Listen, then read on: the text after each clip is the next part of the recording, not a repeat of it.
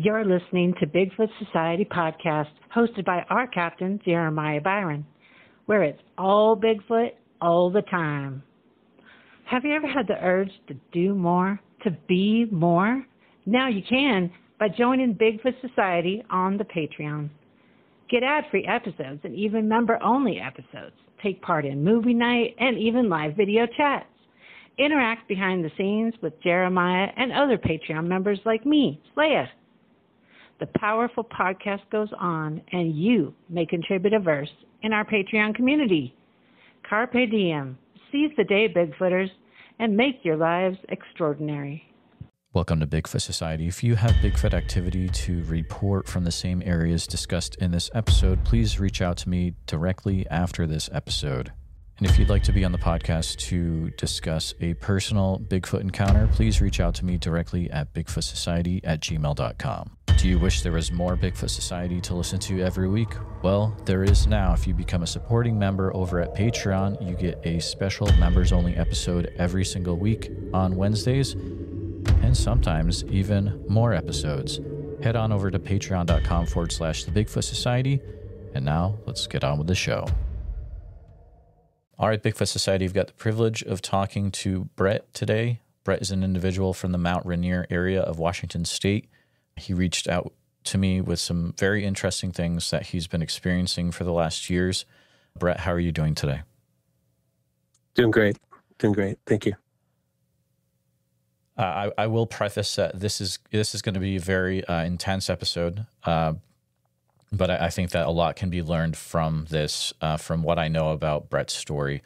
So, Brett, I'm going to go ahead and pass it over to you. Before I do that, though, I will state that this isn't just going to be Brett talking. For this circumstances, this episode, we kind of talked about it, and I might be going back and forth with Brett just to make sure things move along, and he'd be more comfortable with that. So, Brett, I will go ahead and start by passing the microphone over to you, and feel free to take us back to where this all begins. Yeah, thank you very much. Yeah, it started for me back in 2021 when I started working from home. And a buddy of mine who I'd been elk hunting with for many years, archery elk hunting in Eastern Oregon. And we were both working from home, and I'd run across an article about Sasquatch. And so we started sharing different articles about Sasquatch, and I'd always had a interest in figuring out what was going on with it. I was born in Seattle, and I was raised in the foothills of Mount Vernon on the western side of Washington State. And we had 40 acres of woods. And so I was always out in the woods, and I was always hunting, and that was my passion growing up, and still is. And so I always had an interest in it, but had always figured, based on what I'd heard at the time, I'd always figured it was, some kind of a primate. And oddly, no one had any information, or any evidence of it, but I always figured it was a primate. And so we started to research when we had time here in 2021. And for, the greater part of a year, we started digging through personal accounts that people had, primarily getting the information off of Steve Isdall's How to Hunt YouTube page. And so we just went back and to when he had first started to post up individual accounts, and we started to listen to him. And every time he would either hear something that was very interesting, he'd pass it to me, or I'd pass one over to him. And for about a year, we just started to compile consistent information about what people were experiencing. And by and large, everyone's kind of experiencing the same thing. And so we built understanding what we thought was going on. And at the point of reaching a year, one, we didn't believe it was an ape anymore. Two, we believed that they were a people. And we started to understand that, most of the accounts, the Sasquatch were showing empathy to people.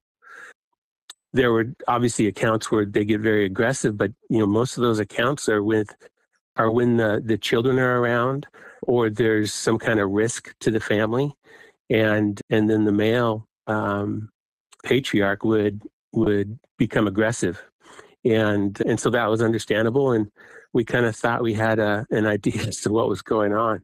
That led us to 2021 when we went archery elk hunting. And we were just outside of Ukiah, Oregon. And I at first, usually I keep that information to myself, but you know what? The Sasquatch are everywhere. And so there's really no need to keep anything a secret. And so we were going to go out archery elk hunting in Eastern Oregon in 2021. And I went down first. I was going to be there for 4 days before my buddy would show up. And, the funny thing is that when I pulled into town, I usually gas up there. And so I gassed up, and there was a gentleman there that ran the gas station, and he's a little eccentric. And so I was asking him, I was like, hey, do you have any experiences with Sasquatch around here? And he went off on this long story of running into him somewhere around the Dalles and having the smell and having this experience with him. And then he went and started, talking about, how they came from a different planet and some other stuff, which kind of lost me. And so from there I went on and I went into camp and I set my camp up. And that night I was probably about halfway done getting my camp set up. And I pull it's a 32-foot Airstream trailer that I renovated. And so it's an Airstream trailer into my big truck in the camping spot. And I got half of my camp set up and went to bed for the night. And right around 2 a.m., I woke up and there was this awful stench. It's hot generally in September in Eastern Oregon for archery elk. At least starts out hot. And so all my windows were cracked open all the way around the trailer. And there's a whole awful, awful stench. And so I rolled over and looked into the kitchen, and through the kitchen window, something was standing there looking at me. And as soon as I saw it, it flashed away. And probably within a minute, the smell went away. And I was kind of stunned, but I knew what it was. I knew it was the Sasquatch. And so I was going to say something, and then I felt really stupid, saying something out loud when like nobody's around. And so I said in my head, because I figured based on everything that we studied, they know what we're thinking. So I said in my head, I said, I'm just here to hunt and to camp. And I said, I don't mean your family any harm. And then I left it at that, and I fell back asleep. And next morning I woke up, and my camp was the same as it was the night before. And so I finished setting up my camp, and I decided to set up a game camera, and it wasn't necessarily for the Sasquatch. I was pretty much the only person in that campground. And so I was putting a game camera on a pine tree facing my camp, so that if anyone drove through, I could at least see, maybe get a license plate or something if someone was stealing anything. And so I strapped a game camera to the tree and got that all set up. And that afternoon I went hunting, and I hunted until dark. And my hunting stand was probably about 4 miles away. So I came back into camp that night and went right to work making dinner and stuff at the campfire. And while I was making dinner, I was like, oh, I forgot I'd put that game camera up. So I went over to check the game camera, and it had been moved 90 degrees away from pointing at my camp. And now it was pointing toward the bushes in the road that goes around the campground. And so I pulled the card, and there was nothing on it. There was a couple pictures, but it was just of the woods over there.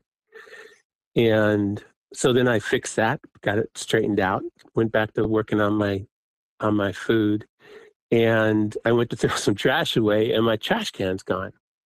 And so I'm looking for my trash can. I grab a flashlight, and I'm looking. And where this campground is, there's a stream that goes by, probably about 20, 30 feet away, stream that goes by, and that stream goes underneath the highway. And from there, it goes probably another 50 yards, 60 yards, and hits this small creek that goes along the highway. And there's a big culvert underneath there. Well, I see in the shine of my flashlight, I see the trash bag, and it's directly in line from my camp to that culvert. And so I walk out to go get it, and it's a big, you know, big giant black trash bag, and it's been rolled up like a sock. And so then it's only about 10, 12 inches high at this point, and then all the trash is inside. Nothing scattered about it or anything, but it was just right there. And then another 20 feet, 30 feet along toward the culvert, here's the collapsible trash can. So I gathered all that back up, and I figured, you know what, they probably came back when I was gone, and they were going through my trash for some reason. So I put it back, and I finished up that night, and I went to bed. And during the night, I woke up, and they were I think it was kids. I assumed it was kids, were throwing pine needles on my windows of my trailer. And I had all the awnings, because it was hot. I had all the awnings out, so they weren't coming down from the trees above me and hitting the windows. So they were tossing pine needles against the windows up underneath the awnings. And so I just repeated in my head. I said, I'm just here to camp and to hunt, and I don't mean you guys any harm. And that kind of continued for a little bit, and then it died off. And then I went hunting the next day. And at one point in the next 3 days, because I was on the fourth day, my buddy was supposed to show up. I had actually hiked. I grabbed my bow and everything, and I hiked across the highway. And I went to see if there was any elk coming down off the hills down over to that one creek. And when I got over there, there's a bunch of blackberry brambles and stuff on that side. And there was one big giant blackberry bramble, but it had a hole in it. And so I walked over to that, and there was like 3 holes in this big blackberry bramble that was probably 20, 30 feet across. And the blackberries are probably 12 feet high. And there was 3 holes in it. And on the inside, it was all cleared out. And it was very smooth. It was dirt and a little bit of grass, but it was all cleared out. And so I was like, this sounds exactly like what, people describe. And so I started to walk around it. I didn't want to go in it. Some people say that there may be, radiation or something like that in some of these structures. I think Randy Bryson out of BC, he talks about, getting some kind of a rash one time when he went inside one. And so I didn't go inside, but I walked around the outside. And when I got to the other side, probably about 90 degrees from where I was, I ran into what looked like human scat, but it was giant, ginormous. And it was odd in that if it was an animal, it was very strange because it was contiguous, but it was changed. It was like you could tell he ate a bunch of this, and then it ate a bunch of something that was white, and then it ate a bunch of something that was some other color. And so I took a picture of it. I wound up deleting that picture later just because of the situation I was in, but I'm fairly certain that was from them. And while I was doing this, all of a sudden I hear a little tweet. It was just like a little tweet over on my right side. And immediately over on my left side, I hear tweet. And it was just this little tiny chirp. And so I knew that they were around there. And so I just said in my head again, I said, I don't mean to disturb you guys. I'm just hunting for elk. And they didn't make any other sound, didn't do anything else. And in fact, I walked probably 20 yards to another bush that I set up in to watch the water and watch this game trail coming down the hill. And I sat there the rest of the night, and a white-tailed deer came down. Didn't see any elk. Didn't hear the Sasquatch, or what I thought was a Sasquatch again, and then went in for the night. The next 2 days, not much happened to me. I didn't go back over there. I actually went to my stand about 4 miles away. They continued to toss pine needles on my windows at night, but that was about it.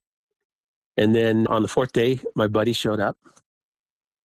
And I before I got out of the truck, I was telling him what happened. And he's like, yeah, he goes, that definitely sounds like you got Sasquatch here. And so he was excited about it, because we'd only talked about it and we'd only read, accounts. And so that night we were talking about it, and we went to bed. he had a little camper bus. And so he was sleeping in that. The next morning when we got up to go hunt, about 4 a.m. in the dark, he said he had heard someone walking on the gravel between the two campers. I didn't hear any of that. And so he had heard somebody walking around camp. Well, so his hunting stand was just out of camp. He could walk right out of camp and go, maybe half a mile up into the hill there. And we had a stand set up for him. And so he went to go hunt that. And I just worked around camp until probably about 11. I was going to go hunt the evening. And just as I was leaving, there was an RV that was coming into camp. And like a big Class A RV. And they decided they were going to go park right in a stall that was right next to a highway within the campground.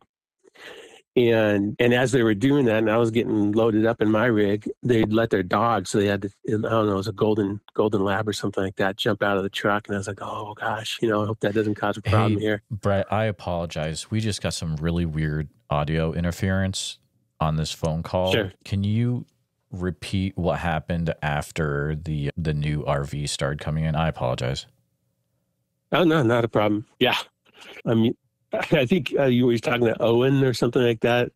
I was listening to one of your accounts, and that kept happening. Well, that happens to me too when I talk about this stuff. Are you serious? Yeah. It's happened every time the last few weeks. It's starting. I'm becoming very apprehensive of it. Yeah. I'm leaving all this in, but go ahead, man. Yeah, I wouldn't worry about it. It just is.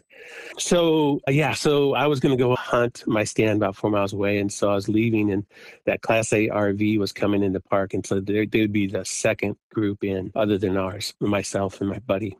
And I was just a little apprehensive because they were letting a dog out of the RV. And so there's I think it was a golden lab was walking around. And so I was kind of worried a little bit, just, at that point, I didn't think they liked dogs. The Sasquatch didn't like dogs. And so anyways, I jumped in my truck and I went hunting. And that night I pulled back into camp. My hunting spot, by the way, was just dead. It was a great hunting spot. It was in the elk area and everything. There just wasn't anything moving. It was a classic, dead air. So nothing happened at all that night. So I drove back into camp. And as soon as I got out of the truck, my buddy was telling me what happened to him. What had happened was that after I left, he had gotten down out of his stand and he was going to come in for lunch. And so he was hiking this trail along the side of the hill through the pines and the timber, kind of sparse timber. And he started walking along, and he said he could hear the RV revving its engine and stuff, and it sounded like they were backing in. But behind them in the timber, about 80 yards, he said he could hear something going absolutely bananas. He said it was snapping branches. He said huge branches snapping and breaking, things crunching. And he said the first thing that came to his mind is it got to be a bear down in there. And he had a bear tag. And so he left the trail and he started to sneak his way down this hillside toward this ruckus. And branches kept breaking and things stopped. It was just making a riot in there. And he said he got down far enough to a point where he should have seen what he was hearing right in front of him and didn't see a thing. And then boom, just went quiet, dead quiet, nothing going on. And he kind of shook it off and he was like, I don't know what happened. And I give him credit just because, this is his first day being there and hunting, and kind of it's difficult to tie those two things together. And so he just backed out and he got back on the trail and he went back to camp and had his lunch. And about an hour after that, he went back out to his stand. And he said that a half hour after being in the stand, there was a roar. He said it sounded like King Kong. He said it came from just across. Basically, how he described it was up on the hillside, just above where that blackberry, I'll call it a nest, but whatever blackberry hide is. He said it came from that hillside over there, which I knew was only about a half mile from him. And he said this roar rang out. He said it sounded like King Kong. And it shook, as everyone says it does. It shook him inside to his core. He could feel it in his chest. And so he's like, yeah, he goes, this thing just roared and roared, and then it got quiet, and then he didn't hear anything else. And I'll comment now because I know what had happened. When we'd gotten back after hunting, when we'd gotten back home, I was in touch with an individual I knew was hunting in that same area, but further south. And that individual said, hey, that exact same day, roughly the exact same time, right about 3 to 4 p.m., he said he had heard a roar. But I assumed he was like 5 miles away. He said he had heard that roar. And my buddy said, hey, I know where you hunt. You're 4 miles away, but you had to have heard it because it was so loud. And I said, I don't recall hearing anything. But this other guy I know said he heard it. I found out later this other guy was actually about 15, 20 miles away in another drainage in another area. I'm not sure if he was outside the unit that we were in, but he was that far away. He heard a roar coming from his canyon. And it's interesting because if you dig, and I don't do physical research, but I research the researchers. And there's that guy on YouTube who, wow, what's his name? He's a guy on YouTube that digs into all the audio and breaks down the audio and tells you, this is what's in the audio and all this kind of stuff. If it comes to me, I'll say it. But anyways, he broke down one of those roars and found that there's language in the roars. There is sentences and language that are inside that roar.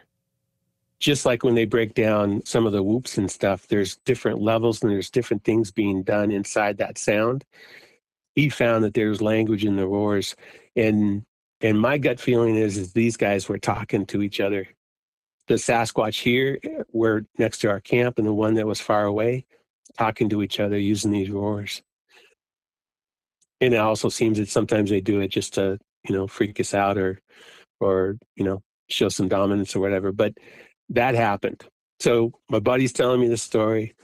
His chest shook. He was like, he was done. He came back into camp. He was done hunting. And then that night we talked about it some more, about what was going on. And he decided he wasn't going to hunt anymore.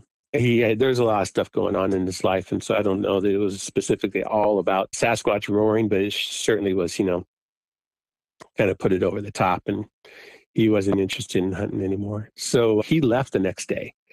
And I said, hey, I'd help him set up his stand and all that stuff. And I said, just leave your stand there, because he was seeing some elk. And I said, leave your stand there. I'll go hunt it. And he had game cameras on his stand as well, right? So it was right over a little seep. And we were hoping to get elk coming in off those ridge lines behind us, coming down to that water and catching them on game cam and kind of seeing what was there. And I sent you those photos. I'm not sure if you had a chance to look at them yet, but there's one photo in there of the initial pictures that were taken before we arrived. And there's one of them that has an elk in it, and that's just a classic. We got elk and bear and bobcat and all sorts of things coming into that seep. But there's one that is whited out, and it's whited out, but you see this kind of a ghostly figure. And to me, it had the outline of a Sasquatch profile. So I'm not sure if you want to share that or anything, but that was captured, and so that kind of reinforced what we were experiencing. Do you mind if I comment on that for a minute? Yeah, go. So I'm looking at it right now. Checked it out earlier too, and it literally does look like a whited out game cam photo with. It's almost like you're seeing the silhouette of a Sasquatch, but you're like, it's after you've had your eyes worked on and gotten the drops, and it's all blurry. It's just really, really weird, man.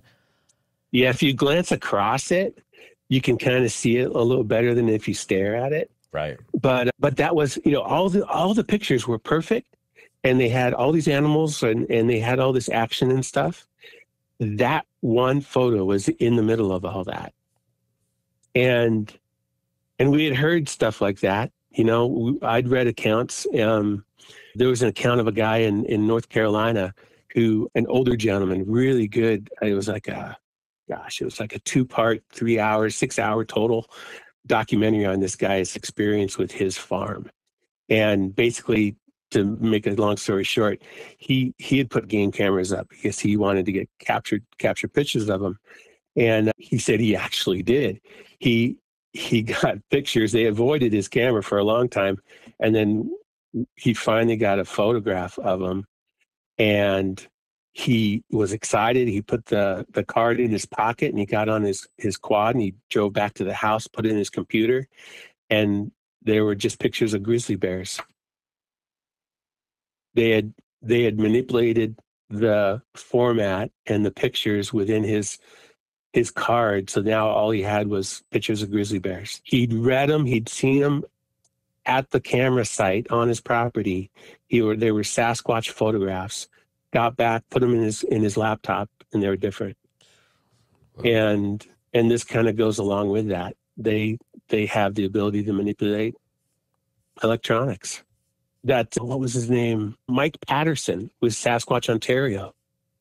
Same thing. He has the same thing on his site. Neff, I think they called him Nefertiti.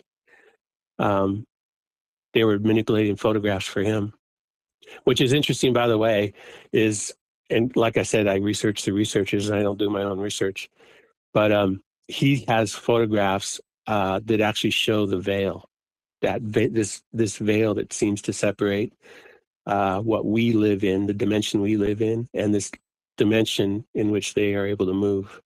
Anyways, it's kind of like it's like taking a photograph through a window screen. It's very interesting. Anyway, so that picture was from a game camera that was on the seep. And so I just left the game cameras running and everything. And the next, what was it? That night. Oh, the next morning. No, it was the next morning. So he left the following morning. And that morning I walked out to his stand. And it was in the dark, and I was a little nervous. I was a lot nervous. But his stand, we'd set his stand probably 30 feet off the ground. And so once you get up to it, you feel very comfortable. I felt very comfortable. I was, pretty far off the ground. And so I sat there in the dark for a while, and probably about an hour after being in that stand, waiting for it to get dark, waiting for it to get light, all of a sudden I hear this rock clack. And it was just down in front of me, probably 30 yards away. I've got directly in front of the stand, some scrub and brush and stuff a little bit. And there's a seep at the base of this hill. And then this hill goes up for 200 yards, and it's sparsely treed. And there's some blowdowns and stuff, but not too bad. But over to my right-hand side, that hillside comes down sparsely treed, and then it gets heavily treed going out toward the road. And from inside that heavily treed area, it sounded like someone slammed 2 30-pound boulders.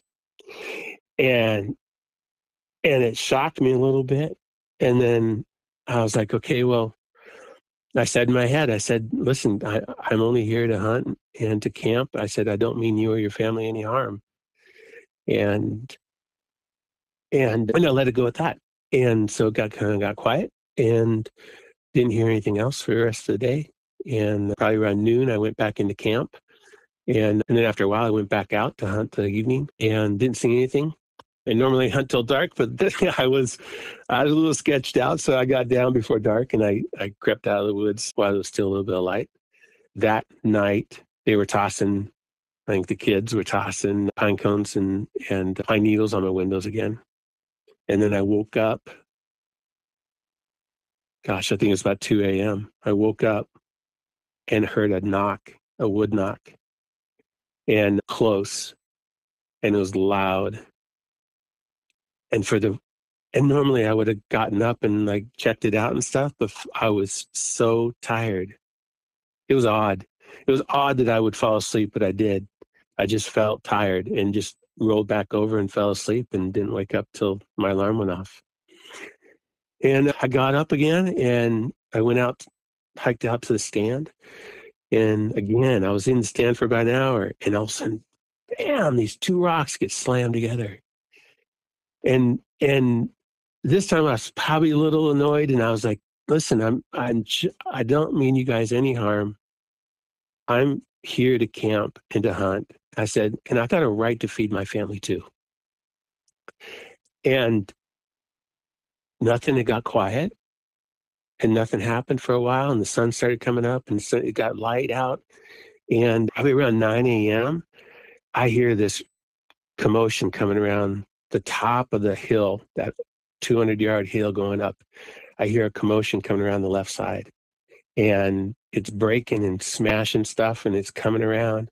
And so I turn and I position myself just in case it was like a herd of elk coming through. And it was two calves flying around the side of the hill up on top. And they were flat out flying. Honestly, I've been hunting up there for 20 years. I hadn't seen elk run like that before, ever. And they flew across the face of this hillside, and then they skidded to a stop right before they were going to turn and go over the ridge on my right-hand side. And they skidded to a stop, and they were staring down on the other side of that ridge. And they were staring at it, and then more commotion came, and there was two cows. And they bombed across the same way. And then they skidded to a stop where the two calves were. And they milled about there, but they kept looking over on the other side of that ridge. And that lasted probably about 10 minutes. And then they kind of calmed down and they kind of fed right where they were. And then they started to feed down my way toward the water. And the calves came first, and then the cows came after. And I had a cow tag, and I was going to take one of these cows if I had the opportunity. And one of them bypassed the water and came right toward me. And so I shot and had a really, really good hard shot on the cow that came toward me. And she was probably only 20 yards from my stand. And she spun and she ran. It kind of tweaked me out a little bit because she ran right toward where those rock clacks were coming from. I was like, oh my gosh, don't do that. Anyway, she ran, and it was 6 seconds later, she tilted and tipped over, and she died there. And from where I was sitting, I could see her there. And the calves and the other cow elk went up onto the ridgeline again, and then they eventually walked off. And I gave her about 20 minutes, and I could tell that she was expired. And so I climbed down and went over to her. I looked around to see if there was any rocks or anything like that somebody could be clacking. And I didn't see any rocks anywhere in the timber. And so I took a couple pictures, and I processed her up and got all the quarters bagged up and all the meat cut off and heart and liver and all that kind of stuff, and got it all bagged. And then what I did is I took the two rear hams and I moved them over by the spring in front of the camera. And I didn't, because I didn't want the Sasquatch to take any of the meat from me. And so I put them in front of the game camera. And then I grabbed the rest of the meat. I had a crazy heavy pack. And so I stumbled out with the rest of the meat. And as I was stumbling out on this trail, it was very, very heavy. So I was only going maybe 10 feet and then resting. And as I was walking this trail going back to camp, the kids were tossing rocks at me. And I never did get to see a rock, but all around me in the trees, never hit me, but all around the trees I could hear whack and then ding, ding, ding, ding, ding, ding, as it came down the branches. And I was looking up on the hillside, and I looked down too, because it came from downhill, but it was fairly open. I couldn't see them. I don't know where they were throwing rocks from, but all the way out, they were tossing rocks in the trees. And so on the first hike out, I stopped, and I was sweating and huffing and puffing, and I got the words that I said, hey, and this time I spoke out loud. I just said, hey, you guys, I got probably two more loads of stuff to take out, and then it's all yours. You can take whatever's left, and I'm going to be gone. So, don't worry about it. I'm going to be gone. And so I took that back to camp and I put it in the coolers, and I went back out and I grabbed the other bags of meat and hadn't been touched. And so I bagged those up and I hiked those out, and they tossed rocks at me the entire time, all the way out till I got to my trailer, dumped those off. I went back in for the stand and the game cameras and all that. And I grabbed all that stuff, and lo and behold, when I'd finally gotten back home, I'd given those game cameras back to my buddy. And apparently we were using metal bear boxes for the game cams. I'd unlocked it and pulled it off. And when I reached in to grab the camera, it had taken a picture. And that picture, it actually caught my arm, but it also caught the trees behind me. And my buddy sent me that picture, and he said, "Hey," he says, "I think the big guy was watching you take the game cams down." And I sent you those photos as well. And so it's the original photo from the game cam, and then we cropped it and zoomed in to see what he was seeing. And you can see a Sasquatch's face behind a branch, the classic dark gray to black skin. You can see hairline on the forehead, and then it comes down to looks like sideburns. Did you see those? Yeah, it's kind of like it's almost peeking around something. Yeah, it's actually kind of not peeking, but there was a branch that was there. And in fact, if you go look at the elk picture in that it was the same position, same camera. You can kind of see some of the existing branches in there. But yeah, you can see his head looking at me, had a branch coming across, classic, they like to peek through foliage and stuff. But yeah, that was him. That's extremely interesting because it's not in the elk picture. Yeah. Right. Yeah. Wow. Mm. Yeah. And it wasn't very tall. So that was only like 6 feet off the ground to the top of his head when I think back about where that was. So to me, it looked more like a kid. Obviously, Sasquatch kids are big. But yeah. So anyways, he'd sent me that picture. So that was taken when I was taking all this stuff down. Took all that stuff down. They didn't do anything when I was hauling that stuff out of the woods. Got back to camp, packed everything up, and decided, I'm just going to head home now. And so I drove back home 300 miles. And like I told you, we live in the kind of the shadow of Mount Rainier in Western Washington. So it's about 300 miles from Eastern Oregon. And so we were chatting about, when I got home, we were chatting about what happened to me, and we were talking about what had happened when we were both there and stuff. And then 2 weeks later, they're slapping the side of my house. Yeah.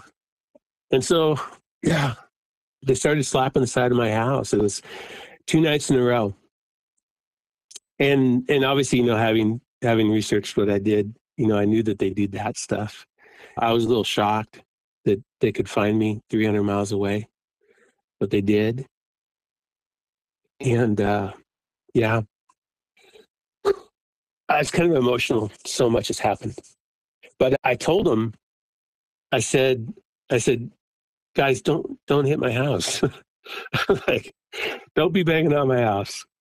And that was the 2 times that during that time frame. There's only 2 times that they did it.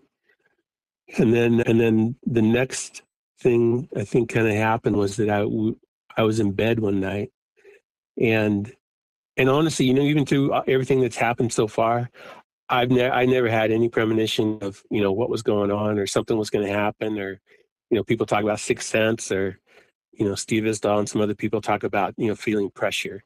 I don't feel that. I don't get any of that. What's interesting?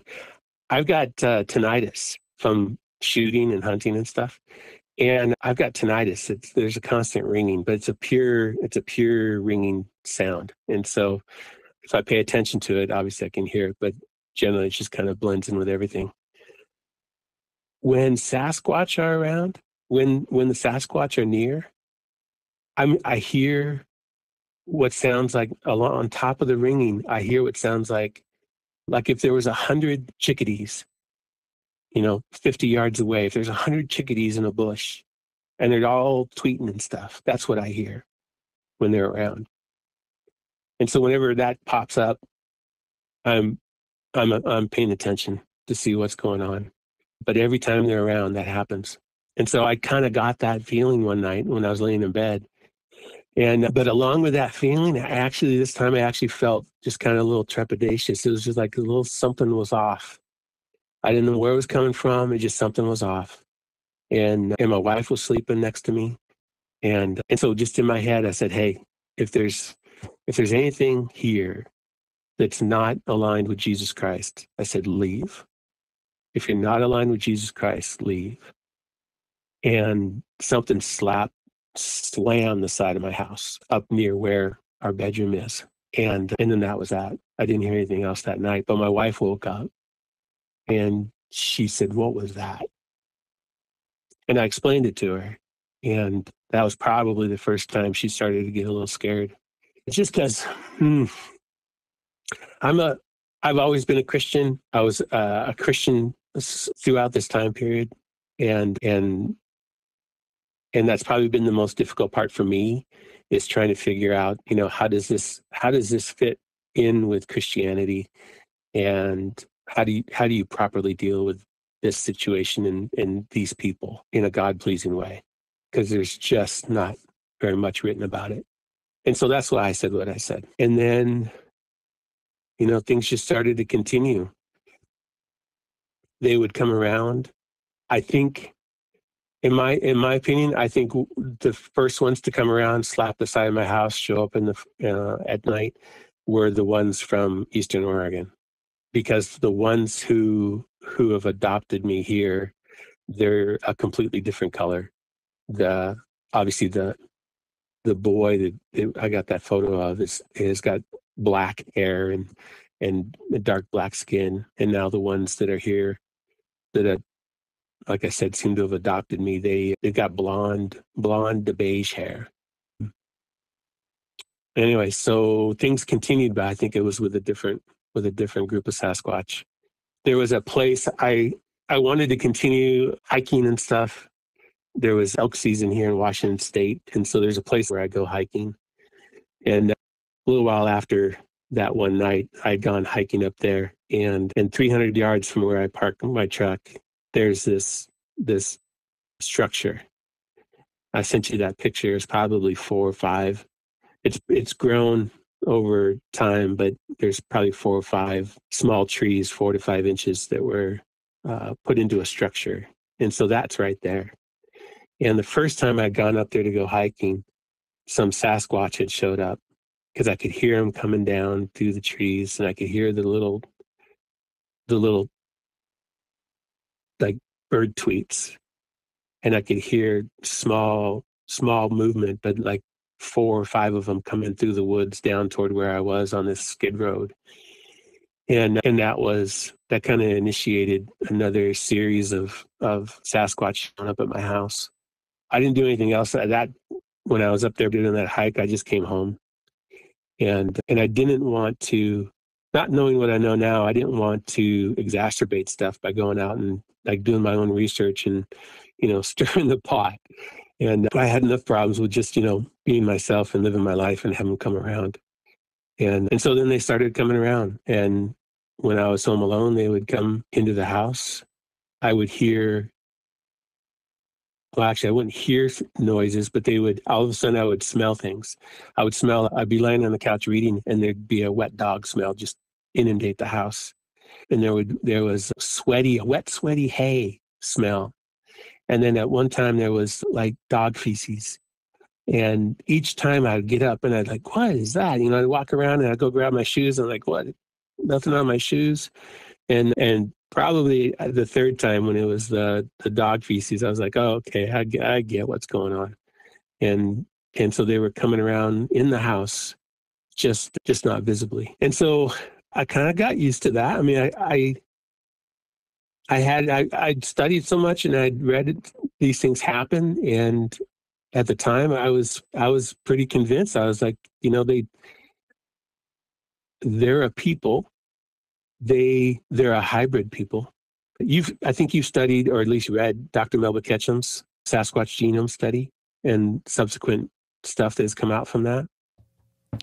I've looked into it. I haven't read it extensively, but I'm familiar with it. Yeah. Okay.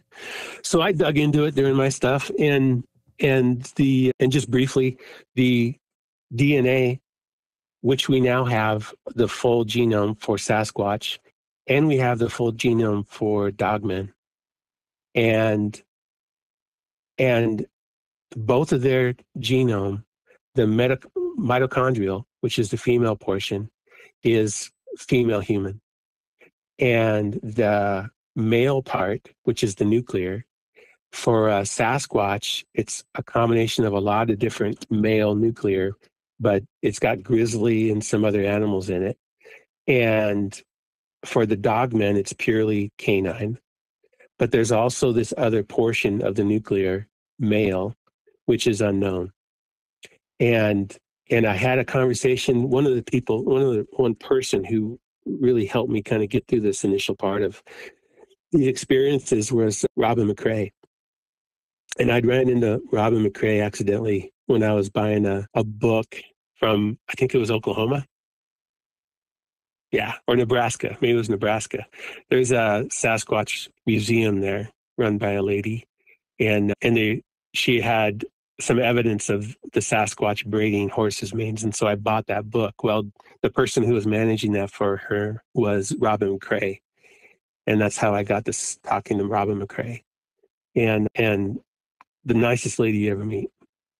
And she helped me out, but she also helped answer some questions for me. And part of it was, I had a question: does the unknown nuclear in Sasquatch match the unknown nuclear in Dogman? And it does. The unknown nuclear in both of those are a match. And the interesting part about that nuclear is that it's not like ours. And Dr. Melba Ketchum explains that. Steve Isdahl did an interview with her, and she explained the fact that unknown male nuclear that doesn't match anything in the 3 genome data banks that humanity has on Earth, that unknown nuclear doesn't do what ours does. Ours is a double helix. There's this unknown nuclear, it's double helix, and then it goes to a single helix, and then it changes back to a double helix. And it does that in the genome. And she said it's not viable, right? It's not viable, and yet it is. And yet it has been mixed, and I don't know the term for it, but it's been mixed and hybridized in these individuals such that it works. And not only works, but it also allows them they can procreate, and they also have whatever DNA abilities that this unknown has. And I fall on the side of fallen angel.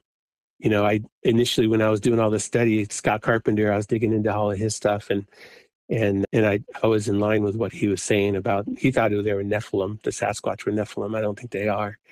But I think the Nephilim and the fallen angels, who in Genesis 6 were relegated to earth because they were relegated to earth, they had taken female humans for wives, and then they procreated the giants, and the giants were the Nephilim. Well, I don't think the Sasquatch are Nephilim. I think that they are a hybrid species that the Nephilim and the fallen angels have been creating. And we got a ton of them, right? We've got the goat people, and we've got Sasquatch and Dogman, and we've got a bunch of different canines out of the Dogman, right? So there's a hyena type, and there's the wolf type, and there's a bunch of different ones. Fortunately, they didn't do anything with chihuahuas, but they got all this stuff. Anyways, I don't know where I was going with it, but it's just fascinating when you dig in and find out, what's at the core of this stuff. But that explains, I guess maybe that's where I was going, is that explains why they can do some of what people call the woo, is that this unknown DNA gives them that ability if they have angel DNA. And the Bible talks about what the angels do and can do, and they're visible here and they're not visible there.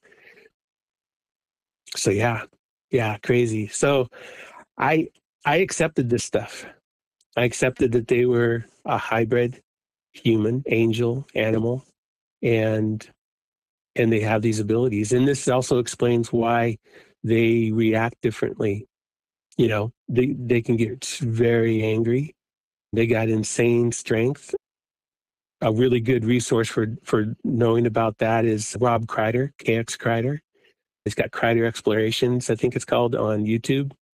And he doesn't believe, you know, everything about he doesn't believe, he understands the woo, because I've asked him and talked to him. He understands the woo, but he doesn't attribute it to woo. He finds and believes that, you know, there's reasonable explanations for how that could happen, which is fine. But he also has documentation about them, you know, lifting 40,000-pound trees and carrying them off and using them in structures and massive structures and things. But they've got this crazy strength and ability. Anyways, back to my story. So a lot of that stuff was happening at my house, and I just accepted it. What happened next was that we had people staying in a trailer on my property, and they came to me early one morning, just panicked, and basically that their trailer had been rocked, and that morning. And so I went out to see what was going on, and I didn't see anything other than I believed that that's what the experience they had. And I said, trying to calm him down, I said, hey, it's probably just the Sasquatch kid, and he was just goofing around, you know, like they do. And oh my gosh, that didn't help at all. And that just made it worse, I think. And so I said, hey, let me see what I can do to make sure it doesn't happen again. And so one thing I knew to do was to set up lights, and some motion lights. And so I did that. I put some motion lights out there, and then game cameras. So I know that the Sasquatch don't want to get caught on game cameras. I know that they can deal with it, but they generally just don't want to get caught on them, and don't. And so I had game cameras that were probably about a mile from me. I had set up in the swamp just for I love to do that kind of stuff, catch animals and cougars and bears and stuff around here. And so I got in the car, and I drove out into the swamp, and I was going to grab my cameras. And as soon as I jumped out of the Jeep, 30 yards in front of me in the swamp, I hear what sounded like 3 packs of whistling Pete's go off. And it was super loud. It was classic Sasquatch. They're super loud, pure sound. There's no, when it's gravelly, it's just because they're growling or something in it, but they can make the purest sound. And that's what this was. It was whistling Pete's going off, and it lasted for about 10 seconds. And then it went quiet. And then across the gravel road and up into a clear cut, I hear this little one, just little whistling Pete. And I figured that was the kid. And so I'd basically gotten in between mom or dad and the kid. And so he was like, hey, I'm fine, right? And so I figured that was what was going on. And I bailed off the road, and I went into the swamp to get the game cameras. And I got them, and I came back to the road, and I knew I had to say something. And so I spoke out loud, and I said, listen, I said, your son was at my house this morning, and he was rocking the trailer, and it really scared the people who were in it. I said, could you please not have your son, or not allow your son to do that anymore? And didn't hear anything, but jumped back in the Jeep and went back to the house and set up the game cameras. And so then the next night, in fact, the next morning, I woke up at 5 a.m. and I walked out in my backyard to see how things were going. And I've got a kind of a big backyard, and then I've got a chicken coop and pen, and I've got a large pen that I raise quail and doves and pheasant. And so they were all sleeping, and everything was quiet. I walked around the backyard, nothing. And so then I walked across the backyard over to the driveway, and all of a sudden a little quail just freaked out and started squawking. So I turned and I went right back into the backyard, and the quail got quiet, and I was looking around, and all of a sudden I could see the little boy, the shadow of the little boy. And I have over by the driveway, I've got these accent lights, and one of them was shining past my wood smoker. And was shining his shadow up against the trailer. And he was bent over, had his head down, and he was just standing there. And I stared at it, and then he walked away. And he walked away with the smoker in between he and I, and then disappeared. But when he walked across that gravel, and he didn't make a sound, no sound at all, just walked away.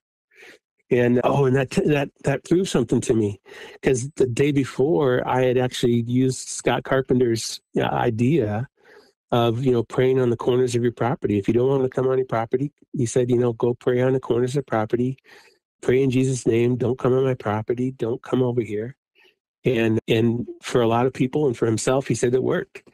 And so I had done that the day before.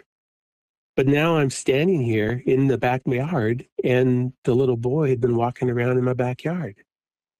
And that was kind of an epiphany for me that they're not demonic.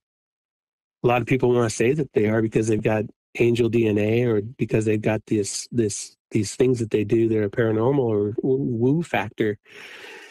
But at least for me at that time, it was like, no, they're not demonic. Otherwise, they couldn't have done that. He couldn't have come on my property. They would come into the house when I was sleeping, and they would, two significant nights, I was sleeping and I woke up, and he was running his finger down my arm, down my bare arm.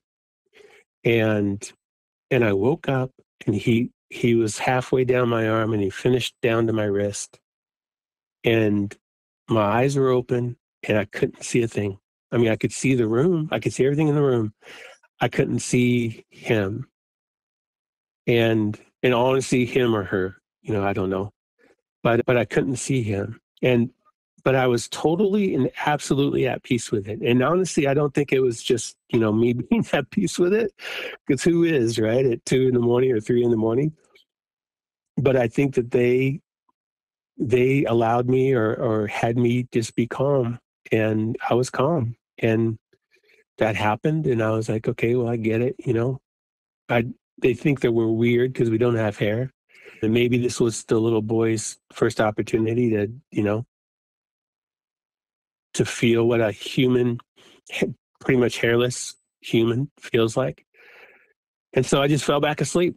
And the next morning I woke up and everything was fine, and went about my day. And then the next night fell back asleep, and I got woke up, and he was doing the same thing to my leg, down my thigh to my knee. And exact same reaction. Everything was fine. I was like, okay, yeah, I get it. And fell back asleep. And that was kind of, that was kind of my approach to all of it. I was like, okay, I try to be very logical. I'm a truth seeker. And once something's been established, then okay, that's foundational, and I'll move on. And what's next? And basically what was next was that the little kid started coming into the house, and pretty regularly. And one night I woke up, and I felt like someone was looking at me, and I turned my head quickly toward the door to the hallway, and I saw a flash, and then the light came on. And the flash was so quick that normally you would like, no, it's nothing. I didn't see anything. But the light came on, and I'd had a motion light on there, ever since my kids would never turn off. I don't have any kids in the house anymore, by the way. So I wasn't concerned about that. But I'd put a motion light on there because they would never turn the light off. And when that flash went by, the motion light came on. And I was like, the little kid's in the house. And so after that, whenever I'd wake up during the middle of the night, if I heard a little banging or something in the hallway or in another room over there, I was like, okay, well, it's just the little boy. And honestly, I don't know if that kind of bit me in the end, right? I don't know if that just nonchalant, I get what's happening, I get what you're doing, and you're not doing me any harm. So, you're fine. But that continued. And one night the light went on, and then it went off, and then it went back on, and then it timed out, went off, and then went on. And my wife was like, what is going on? Because up to this point, she was, she heard my stories. She heard what I told her. She's like, hey, I don't want to hear any more about it. She thinks that they're demons because they've got angel DNA, or she thinks they have angel DNA. And she just didn't want to know anything about it. Just don't tell me anything about what you're thinking or what you're reading or whatever. But she didn't know that they're in the house. And so she said, what's going on with that light? And I go, I don't know. I'll go check it out. And so I go in there and I look around and I'm looking, and I obviously you don't see them. And I look around and I didn't see anything. So I went to bed, and light goes off, boom, comes back on. And then so I get back up and I go back out there and I'm looking around, and I've got a ball python in one of the rooms downstairs with us in another room. And I was raising mice at the time. I had 3 cages in another room that I was raising mice in for that snake. And I went into that room with the mice, and I was looking in there, and I realized that all 3 cages had run out of water, and the mice were looking for water. And so I went upstairs and got water, and I filled them all up, closed the door, went back to bed. Light went off, stayed off. And my wife was like, hey, what'd you do? First I said, hey, don't worry about it. It's all fine. Everything's good. No. What'd you do? What was going on? I said, well, what it looked like was that the young boy Sasquatch was letting me know that the mice were out of water, and he was using the light to do it. And so that didn't go over well, obviously. That was bad. Bad reaction. Anyway, I did find out later that when I went to clean those cages, that it turned out that the boy had been coming in the house and had been playing with the mice. He'd been opening the cages and playing and holding the mice and stuff, but he wasn't putting them back in the cage. He was actually letting them out in the room. And so about a month later, when my wife realized, hey, the boy's coming in the house to play with the mice, she's like, get rid of the mice. Get them out of here. So I went to get rid of the mice. I actually caught maybe 10 of them living in that room. He'd opened it up, played with them, and then he just let them go in the room. And so they were running around the room. But he'd always closed the cages. Anyways, so that happened. Bunch of stuff. I would see him. If I was sitting on the porch at night, it was the boy again, probably about 6 feet tall. He would be invisible, but he would run in dashes around the patio. And I've got accents lights and stuff, and lights in the trees and stuff, and so you can see easily. And he would run in dashes around me on the patio. And when he would run fast, there would be it was either a leading edge of him moving was darker. And you could actually see this like real faint shade of gray or black, like move and stop, and then move and stop. And as soon as he stopped, you wouldn't see anything, but he'd move and you'd see this little flash and flash. And it seems to be when they're invisible, they have some density to them, and you can see that. And it was pretty consistent throughout. Whenever something was doing that kind of a thing, you could see that leading edge. And I think that's what people see. I think when people see stuff out of the corner of their eye, they see that kind of movement. But when they look, they're like, there's nothing there. What did I see? That was real consistent for me. They left me a raven feather. So I like to work in my backyard, and I got this little trail, and a little gravel trail. And I'd worked on the yard and cut grass and done a bunch of stuff, and had to run to the store. And I was only gone for like an hour, and I came back, and right in the middle of the trail, just off the patio, was this raven feather, perfect raven feather, sitting in the patio or sitting on that path. And I took it as a gift. And I think,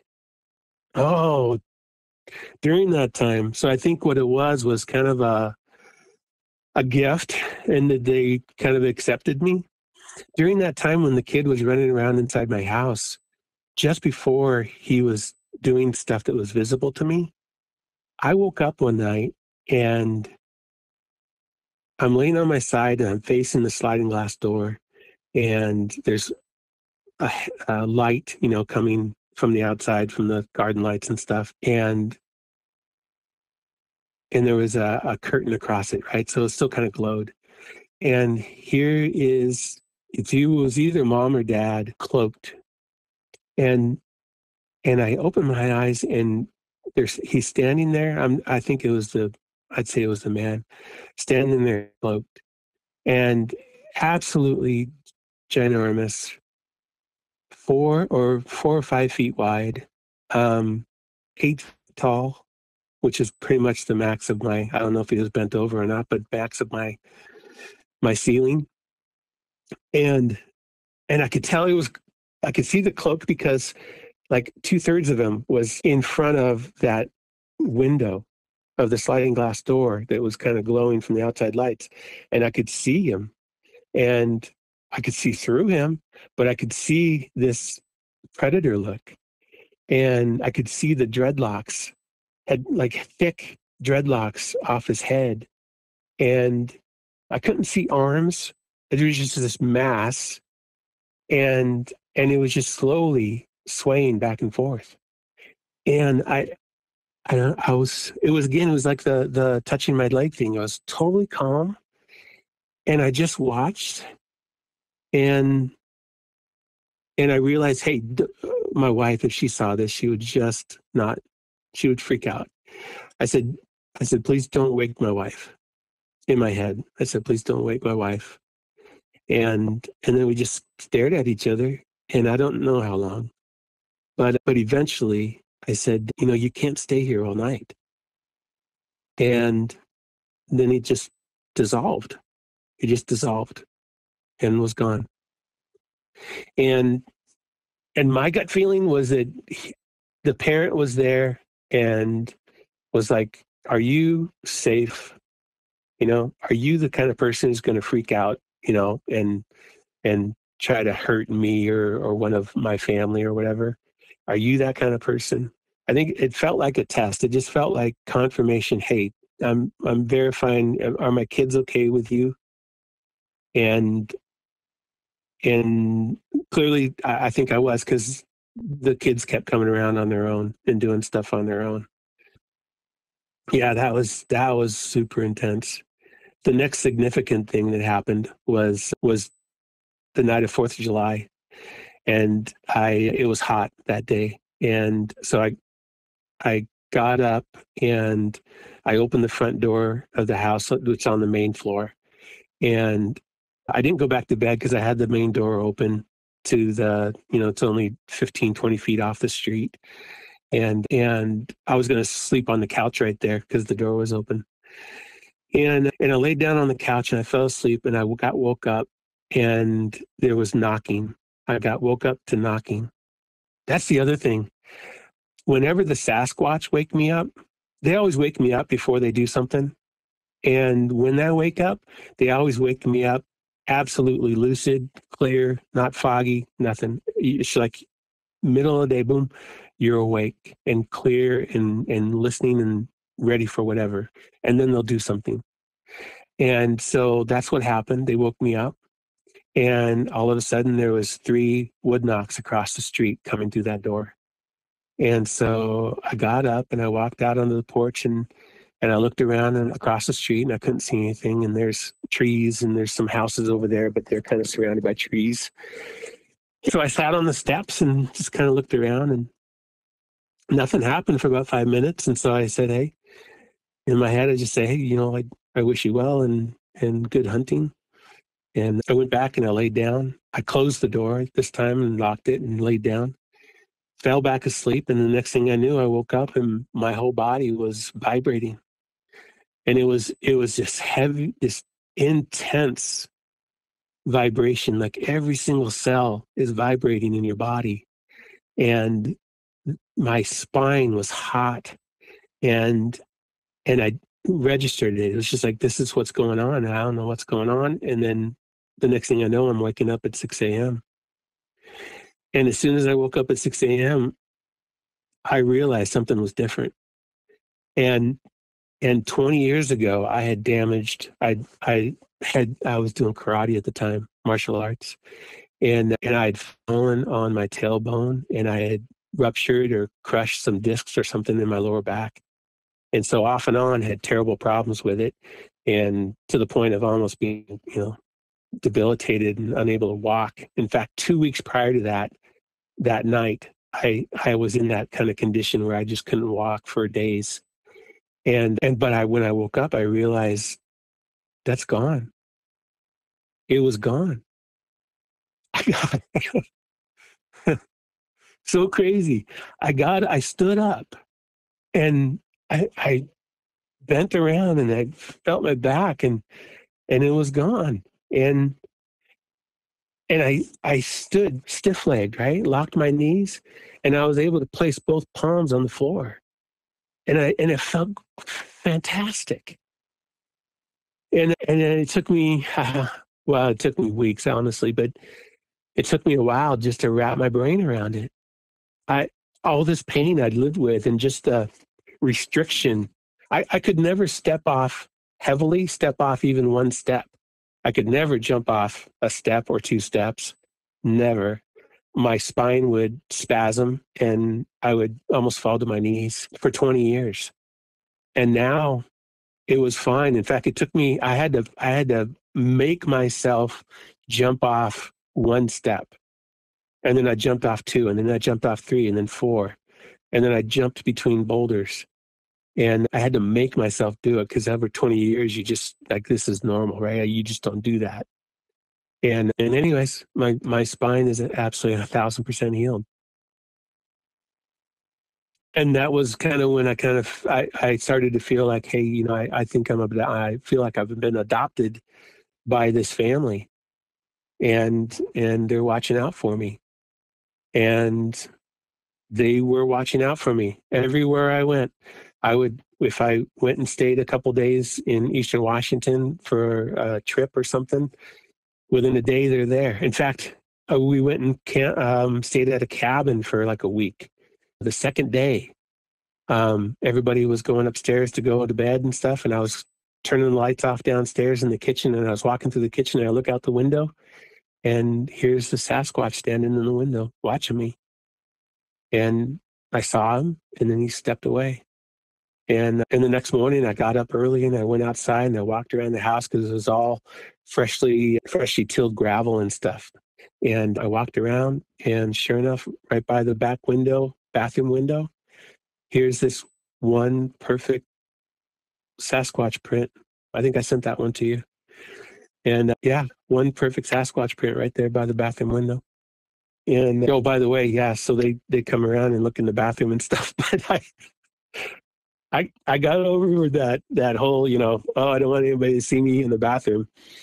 I got over that pretty quick. So it helps thinking that anyway. So I got that print, and they follow me everywhere. If I go to Hawaii, I've gone to Hawaii twice in the last couple of years. And the first time they were there, like on the third night. Interesting enough, they didn't. We were in a condo on the third floor between condos. And so they didn't show up anywhere I could see them, but I had the window open and they were knocking on a metal pole. 2 a.m, they did 5 knocks on a metal pole. And so I knew that they'd showed up to check on me. Next time I was there, they did the same thing. Yeah. No matter where I go, Arizona, same thing. Within 2 days, they're there. I just got back from over on the coast a couple of days ago, and within one night they were there. This time they just tapped on the side of the house, kind of slapped it gently, just to check on me and just to see if I'm doing okay. And they're always checking on me to see if I'm doing okay. I went to Winthrop over here on the east side of the mountains, Cascade Mountains, Eastern Washington, up by the Canadian border, and I was there we were going to be there for five days. And the second day, I got this abscess in my upper right jaw, and it quickly got to the size of like a marble and super painful, even just to talk. But I wasn't going to ruin my vacation. So I said to myself, hey, I'm going to go when I get back. And that night, I felt this scan start. The night before, I'd heard them tapping on the window, so I knew that they were there. But then that night, I felt this scan start, and it's the same vibration. It started at the top of my head, and it came down, to my jaw. And then that's pretty much all I remember of the event. But then the next morning, I didn't have an abscess. If I feel back up there on the jaw right now, there's probably a little tiny, like a pea-sized bump, but it's hard and there's no pain and there's nothing. That's like all gone. Another thing like that, and the healing was like, the initial healing in my back kind of kicked off a series of healings, which I assume are healings, but it's the same feeling. Over the next month after they healed my back, I would wake up and they were targeting different parts of my abdomen and my chest with the exact same vibration. I don't know what was going on. I don't necessarily trust doctors, so I don't go to the doctor. So I don't know what was going on, if I had something going on, but they were addressing something. And yeah. And then, and to fortify this whole idea of adoption and just them watching out for me, my wife and I were sitting outside the other day, and I've got 2 bruises on my left leg, one on my knee and one down toward my ankle. And it was a bruise, and my wife was worried about him, and she's like, "You should go get him checked out." I go, "Well, yeah, but I don't go to doctors." And she's like, "Oh, you got to check him out. What if it's cancer?" And I said, "I don't think it's cancer." And she said, No, if I make an appointment, would you go? And I said, "Well, for you, I'll go. But honestly, I don't think it's cancer." And that was pretty much the end of it. But that night, just to show that, they're just listening. They're there listening, making sure everything's okay. I got a full body scan, started with my toes and went all the way up my body to the top of my head, and probably lasted about 10 seconds. And it was like a sweep. And then it was gone. And I think they just heard, us talking about it and potentially being cancer. And they were just checking, make sure I was okay, and I was okay. Which kind of leads into what had happened about a year after all of this, or during this. In 2023, we were able to get back into a game management unit that we hunt for deer, rifle hunting over in eastern Washington, basically outside of Winthrop and up in the mountains. And the first night I showed up, in fact, even before I went, everyone was like, "Hey, we can finally get back in. We can go back to our hunting camp." And I was like, "Okay, great." I said, but I called 2 individuals and I said, "Listen," I said, this is what's happening to me. The Sasquatch follow me wherever I go. I said, whether you believe in it or not, this is what's happening to me. And I said, as long as you're okay with it and you know in your heart you're not going to do them any harm if you see them, I said, then I'll go hunting with you. But if you're someone who, wants that $1 million reward or wants to do something that would hurt them, I said, I'll find some other place to hunt, and they were both like, "Hey, not a problem. We don't care." And one of them trusts me, believes me. The other one's like, "Oh, are you sure?" And anyway, so they were fine with it. So I was like, "Okay, yeah, we'll go hunting." And so the first night we were there, I was heading to bed, and I heard 2 loud owl hoots on the ridge line above me, and really close together, right next to each other. And so I figured that they had showed up. And so I went to bed, and I woke up in the middle of the night. I couldn't breathe. I'm in the Airstream trailer. My bed's in the back of the trailer, and I couldn't breathe. And I looked down, and this giant hand was holding me. This giant hand was holding me in the bed, and it reached across my entire torso. And I'm no little guy, right? 230 pounds. The whole hand was holding me down, and I couldn't breathe. And I was like,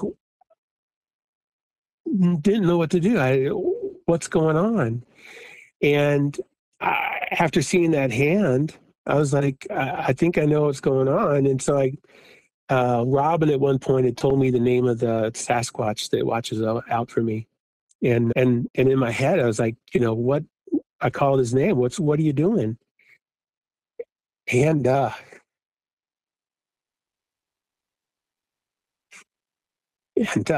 sorry. All of a sudden, I could see as though I was like 20 feet, 30 feet above the trailer and looking down on it. And there's a giant black Sasquatch. It looked black, giant black Sasquatch over the end of the trailer where I was. And I saw it for a split second. And then I think I passed out. I must have passed out. I couldn't breathe. And the next thing I know, I'm waking up again at, 6 a.m. And immediately I'm remembering this. And I start to move and to get up, and I pulled a bunch of muscles on my rib cage on my right side. And so it's hard to breathe and it was hard to move. And I think it was from fighting, trying to breathe the night before. And so I sat up and I was like, what? I'm trying to understand why would he do that? Why would he do that to me? And so I kind of got it together, got dressed, started to go about my day, hunting and stuff. And I realized something had changed. And what had changed was that over the past 6 months, 5 to 6 months, I had picked up what I had thought was an attachment.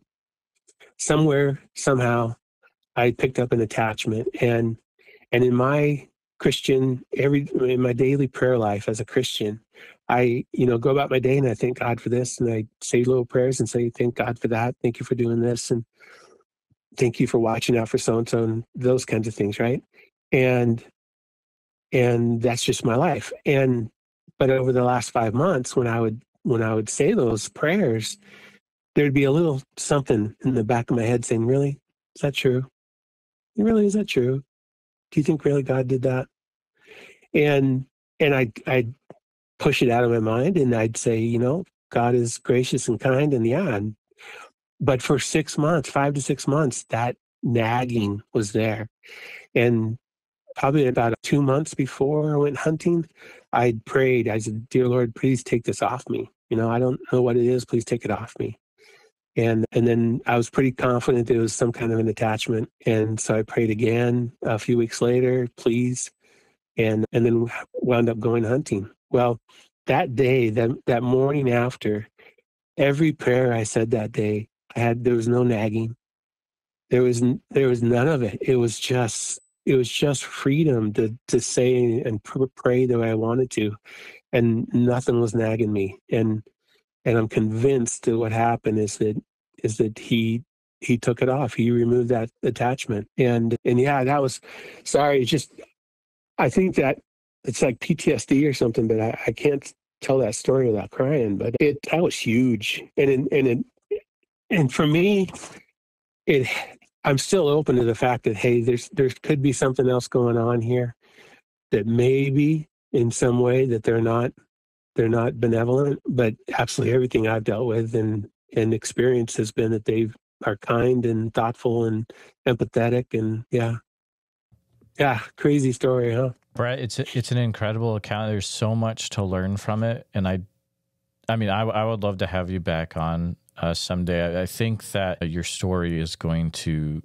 continue, and you'll probably, I would say, experience other things in the future as well. But I'm very curious to see what people will take away from this, what people will reach out and say, I've experienced that as well, something similar.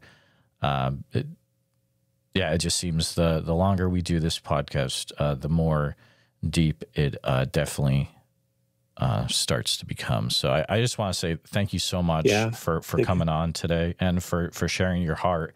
I know some of this was extremely hard to share. Yeah, thank you, Jeremy. I appreciate it.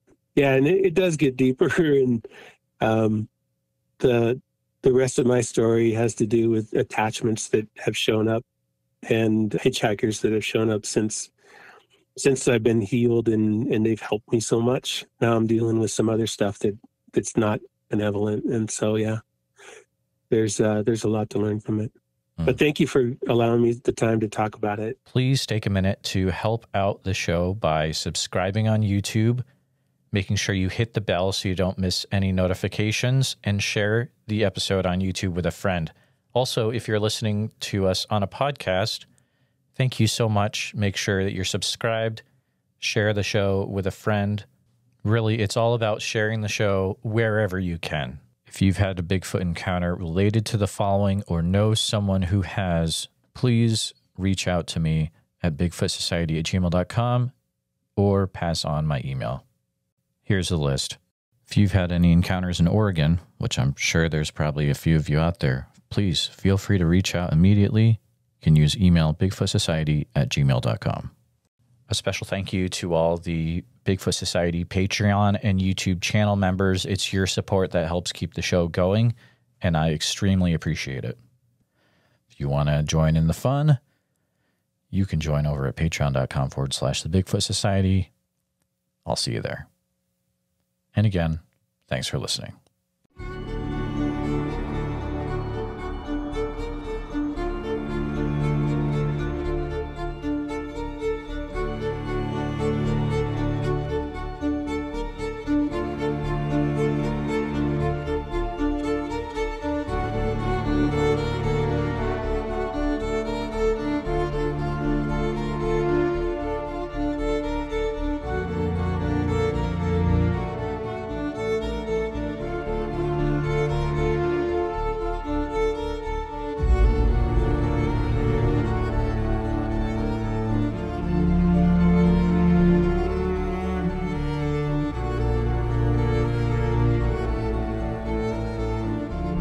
Her and I can get on here and we can tell our stories.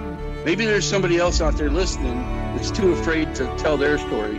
Maybe this will give them the courage to come out and not feel so bad about it.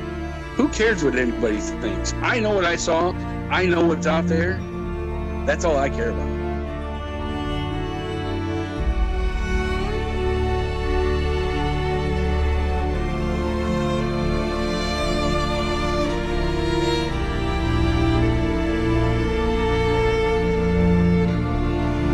Let people know. Please let them know. If you ever see one of these things, you need to tell. Because if you don't, then shame on you. You know? Shame on you.